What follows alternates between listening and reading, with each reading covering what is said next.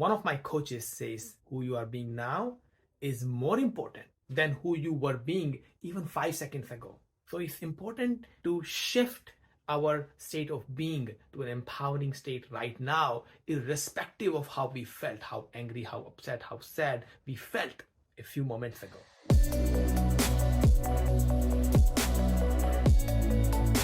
Hello there. This is Yogi. I am a career and life coach, and I help people develop self-trust, engage people, engage with others in a more empowering way, and focus on what really matters to you.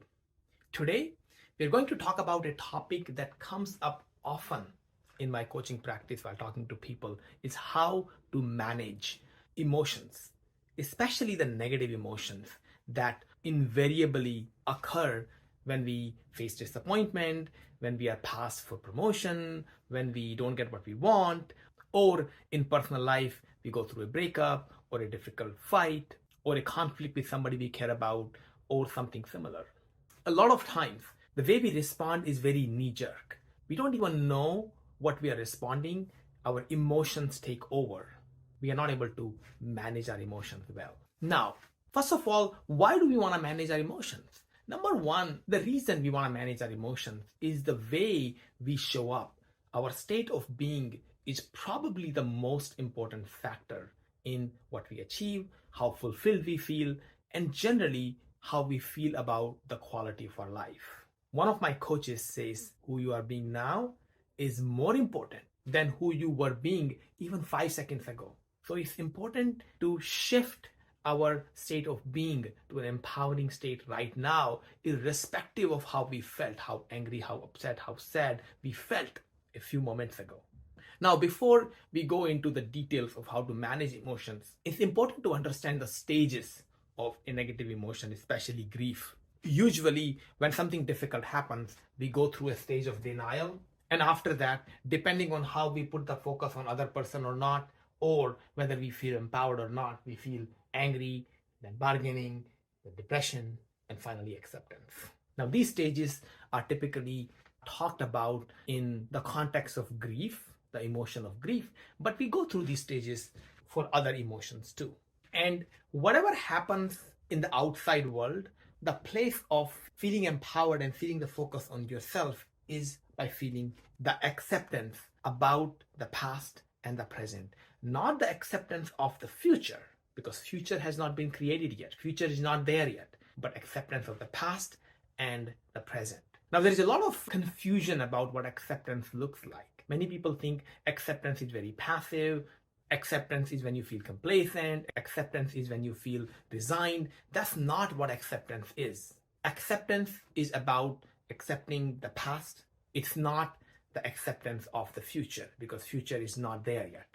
Forgiveness is an essential part of acceptance. Hope is another big part of acceptance. When we accept the situation, there's a hopefulness about the future also. At the same time, the hope is not passive. As the African proverb says, pray and move your feet. It's about hoping and praying, but also at the same time taking an action, moving your feet. And the real acceptance actually leads to spontaneous action. Acceptance is not passive at all. Acceptance is about really understanding what the situation is, really coming face to face with reality, not what we want reality to be like, but how the reality actually is. And then acceptance leads us to take the right action in that situation.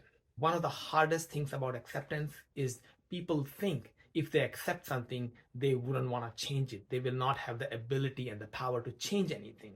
That's where we want to talk about vision side by side with the acceptance.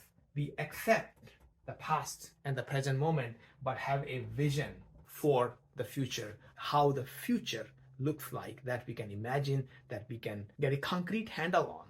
And one of the biggest dichotomies I find with acceptance is when people accept the past and the present, they lose the vision of the future. One of the most powerful way to work through our emotions is to accept them, accept the reality, and have a vision for the future, and live in the dichotomy of the reality right now and what the reality could be in the future. And when we do have a dream for the future, it doesn't mean we are so attached to it that we forget the reality again. It's about having the dream and being detached from it, having the dream and being okay with not achieving it because we don't have control over that. In order to live in this dichotomy of accepting the present moment and the past and having a clear dream for the future, a clear vision for the future, here are a few practices that I find very, very helpful. And this is to manage our emotions and manage our dreams. One thing that I find very helpful is mindfulness. It can be done by body scan, where we are going through our body and really being mindful of what we are feeling in the moment in each part of the body.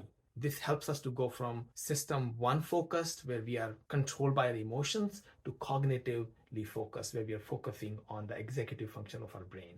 Another way we can do mindfulness is by doing conscious breathing, where we're becoming aware of the breath going in and going out and the sensation the breath creates as it goes in and out of our body through the nostrils. Another method I find very helpful to become aware of our emotions and manage our emotions is to label and name our emotions and sit with them and become aware of them. And the final one I'll talk about in this video, and I have a long list that I practice, but for this video, the third one is perspective taking.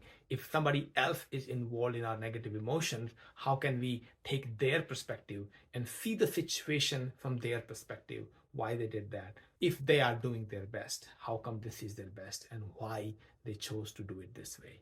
And once we are able to accept our past, manage our emotions by being mindful, labeling and naming them, and taking perspective and keep a vision of the future, it comes time to take an action also. And the way we want to take action is to not try to get rid of the feeling that we are accepting, not get rid of the feeling and take an action, but take an action, but still accepting the feeling. We're not trying to get rid of the feeling. We take the action because that's the right thing to do in the moment.